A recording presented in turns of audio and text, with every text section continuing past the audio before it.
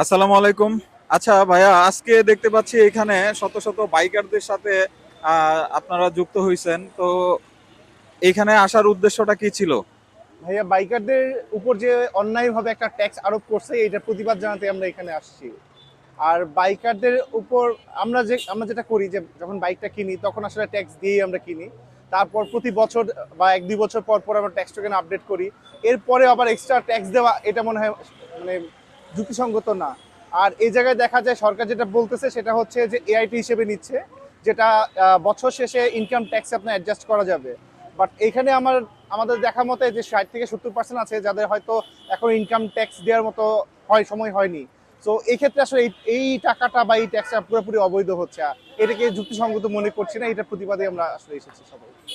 আচ্ছা, এটা অন্যায় ভাবে চাপিয়ে দিচ্ছে, এটা কেন মনে হচ্ছে অযৌক্তিক বা অন্যায়? এটা এটা একটু অন্যায় যদি ভাবে ক্লিয়ার এজন্য করতেন। যে ধরেন আজকে যদি আমার ইনকাম না থাকে, আমার যদি একটা বাইক থাকে এবং সেটা যদি আমি আমার নিজের কাজে ইউজ করি বা আমার কাজটাকে সহজ করার জন্য ইউজ করি, বা অনেক বাইকার আছে যারা হচ্ছে আপনার রাইড শেয়ার করছে, এখন তাকে যদি এক্সট্রা ভাবে এই টাকাটা দেয়া দেওয়া হয়, আমি তাকে বাধ্য করছি এই টাকাটা তাকে দিতে হবে। এখন যদি এটা ইনকাম ট্যাক্সে দিতে হয়, এআইটি হিসেবে দিতে হয়, বছর শেষে যদি আপনি না দেন, 1 বছর 2 বছর 3 বছর পরে কিন্তু অডিট করতে পারে, আপনার উপর অ্যাকশন নিতে পারে। তাহলে এটা কি অন্যায় না ভাই? এটা তুমি চাপাই দিচ্ছি। Okay. আমি যতটুক জানি যে সরকার 50% কমায় দিছে এই ইয়াটা। এখন 50% কমায় দেওয়ার পরও আপনাদের কি দাবি?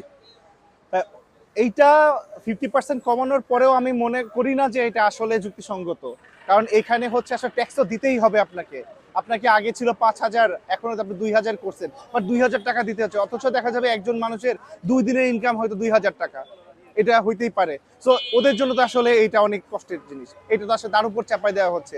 এখানে যদি এরকম করতে পারতো, যারা আসলে ট্যাক্সেবল এর মধ্যে পড়ে, যারা ইনকাম ট্যাক্স দিচ্ছে তাদের জন্য এটা আপনি ধার্য করতে পারে, যেন এটা আপনি অ্যাডজাস্ট করতে পারে। বাট যারা আসলে ট্যাক্স দেয় না, তাদের জন্য এটা কোনোভাবে যুক্তিসঙ্গত না।